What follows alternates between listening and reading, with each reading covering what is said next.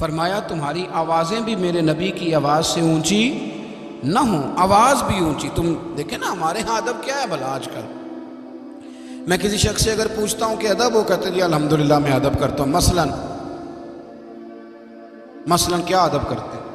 ہم اتنے سمٹے ہوئے ہیں کہ ہم کسی بزرگ کے پاس جائیں تو ذرا خیال کریں بول کس طرح رہے ہیں، بات کس طرح کر رہے ہیں.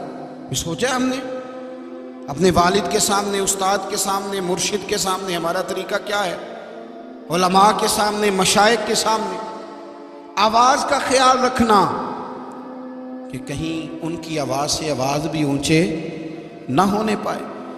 اتنا زیادہ قرآن مجید نے تاکید فرمائی اور ہمیں سمجھایا. میرے رسول کریم صلی اللہ تعالیٰ علیہ وآلہ وسلم کے صحابہ یہاں تک ادب کرتے تھے. حضرت برا بن عازب رضی اللہ تعالیٰ عنہ حضور کے صحابی ہیں. ذرا بات کو سمجھیے گا. نبی کریم، ایک ہے آواز کا ادب کرنا اور ایک ہے پھر نسبت دینا.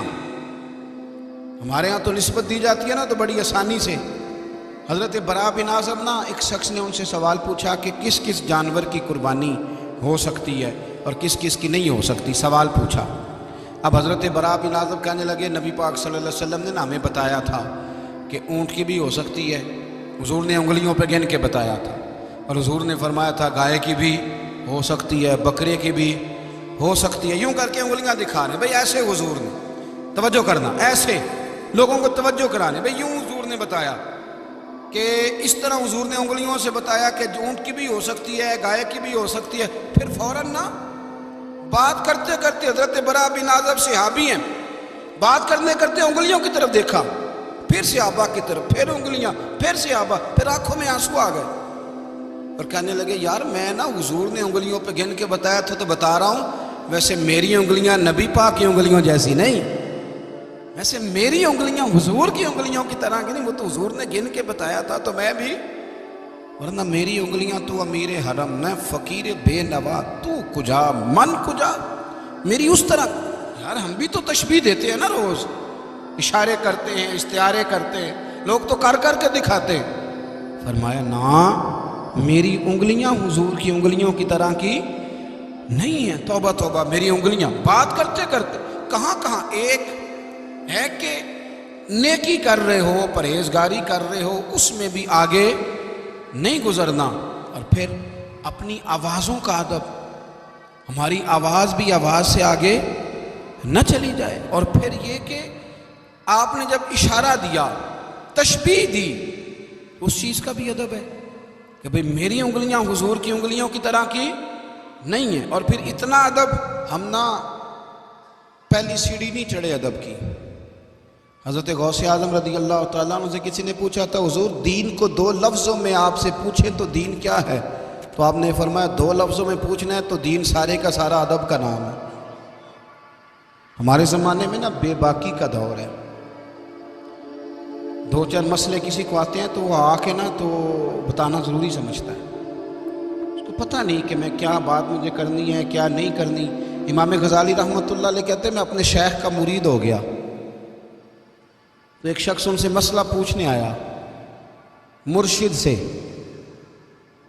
تو وہ کہنے لگے بھئی مجھے نہیں آتا، یہ اس سوال کا جواب مجھے نہیں آتا. کہتے میں نے اس بندے کو نا پکڑ لیا، کونے میں لے گیا. میں نے کہا میں تجھے بتاتا ہوں. جب میں بتانے لگا تو میرے شیخ نے آواز دی، کہنے لگے غزالی میں تیرا مرید نہ ہو جاؤں؟ تجھے تو زیادہ مسئلے آتے ہیں، مجھے تھوڑے آتے ہیں، تو پھر میں تیرا مرید نہ ہو جاؤں؟ حضور کیا مطلب؟ فرمانے لگے تیرا کیا خیال ہے، مجھے نہیں جواب آتا تھا. میں نے تو اس لیے نہیں بتایا کہ بعضوں کا سوال کا جواب دینے میں بھی تکبر ہوتا ہے. انسان کے اندر چیز اچھلتی ہے. بہت سارے لوگوں کو 4 باتیں آ جائیں تو وہ جب تک ساری مسجد کے نمازیوں کی نماز ٹھیک نہ کرا لیں اتنی دیر تک ان کا علم انہیں سونے نہیں دیتا رات کو. اور ایک مسئلے کا پتہ چل جائے تو اب سب تک سارا زمانہ غلط نہ ثابت ہو جائے اتنی دیر تک وہ خاموش بیٹھتے نہیں. اور تحقیق کرنے نکلے ہوئے ہیں بیچارے، تحقیق کرنے نکلے ہوئے ہیں. تحقیق نہیں کر رہا تو بے ادبی کر رہا ہے. وہ میرے مولانا نے مسئلہ بیان کیا تو میں ادھر بھی جاؤں گا پوچھنے کہ صحیح ہے کہ نہیں، ادھر بھی جاؤں گا. ایک صاحب مجھے بھی فون کرنے لگے جی وہ مولانا نے آج عجیب بات کر دی، حالانکہ انہیں 30 سال ہو گیا جمعہ پڑھاتے. آج انہوں نے انوکھی بات کر دیا، یہ بات غلط ہے۔ میں نے ایک دو اور مفتیوں سے بھی پوچھا ہے، تو میں آپ سے بھی پوچھ رہا ہوں۔ میں نے کہا کتنے سال ہو گئے؟ آپ نے خود ہی بتایا 30۔ تو میں نے کہا 30 سالوں میں جو اس نے صحیح باتیں کی ہیں وہ بھی آپ نے کسی کو بتائی ہیں؟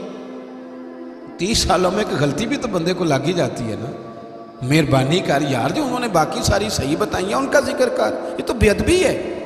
آپ کو پتہ ہے ہمارے صوفیاء نے لکھا ہے کہ اپنے شیخ کو، ادھر دیکھو میری طرف، اپنے استاد کو تبلیغ کرنا بھی منع ہے عام آدمی کا۔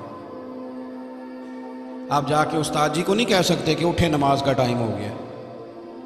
سوئے ہوں تو بات الگ ہے، لیکن بیٹھے ہوں تو آپ نہیں کہہ سکتے چلو نماز پڑھ لو۔ وہ شیخ ہیں آپ کے، کس حکمت سے بیٹھے ہیں، کیوں بیٹھے ہیں، کن وجوہات پہ بیٹھے ہیں، یہ آپ کو سمجھنا چاہیے۔ کچھ چیزیں ایسی ہوتی ہیں جو تفصیل طلب نہیں ہوتی، لیکن ہمارے ہاں مزاج بن گیا ہے، جس کو 4 لفظ آ جاتے ہیں وہی سب سے بڑا شیخ ہوتا ہے۔ یہ بے ادبی ہے، اور بے ادب آدمی جو ہوتا ہے نا بے سکون ہوتا ہے، بے ادب آدمی بے کیف ہوتا ہے۔ اسے لفظوں کا ہیر پھیر آ بھی جائے تو عبادت کی لذت نہیں آتی۔ ہاں، اس کی شہوتیں اس پر غلبہ کر جاتی ہیں، وہ کئی دفعہ نفس کی غلامی کا شکار ہوتا ہے۔ ادب حسن ہے، ادب وقار ہے، ادب کے اندر جاذبیت ہے۔ میرے رسول کریم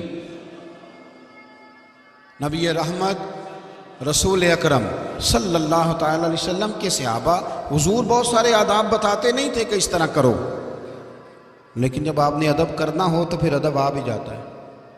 لیکن جب ارادہ ہی نہ ہو پھر کیسے آئے گا؟ پھر انسان بہانے کرتا ہے۔ حضرت اصلہ بن شریک حضور کے صحابی تھے۔ ان کی ڈیوٹی یہ تھی کہ رسول کریم علیہ الصلوۃ والسلام جب سواری پہ بیٹھیں گے تو یہ کجاوا باندھیں گے، ان کے ذمہ داری تھی۔ رات کو نبی کریم کی بارگاہ میں حاضر ہوتے، عرض کرتے یا رسول اللہ صلی اللہ علیہ وسلم صبح کہیں تشریف لے جانا ہے، تو حضور فرماتے ہاں نکلوں گا۔ اس وقت جب حضور نے ٹائم دیا ہوتا اس سے پہلے سواری پہ کجاوا باندھ دیتے۔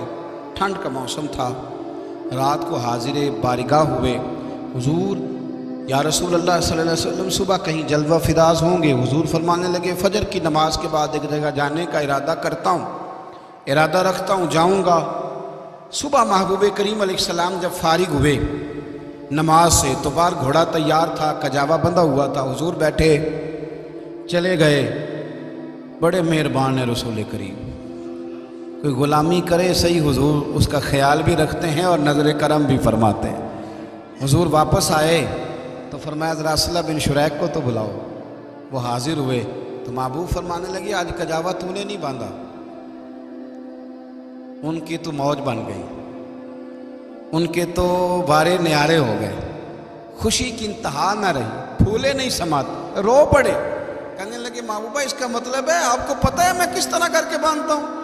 نظر کرم ہے، مجھے تو میرا تو پہلے یہ کیتا تھا خبر ہے، پر آج تو اعلان ہو گیا حضور آپ۔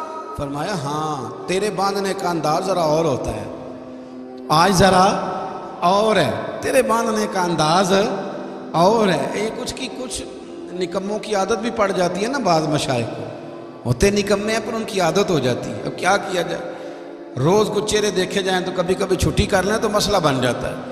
اس لیے کہتے ہیں مکتب عشق کا دستور نرالا دیکھا، اس کو چھٹی نہ ملی جس نے سبق یاد کیا۔ میں تو نہ جایا کر، تو کام ذرا اچھا کرتا ہے۔ اس لیے کئی بڑے سیانے ہو گئے ہیں، وہ کوئی کام اچھا کرتے ہی نہیں تاکہ راکھنا نہ لیا جائے۔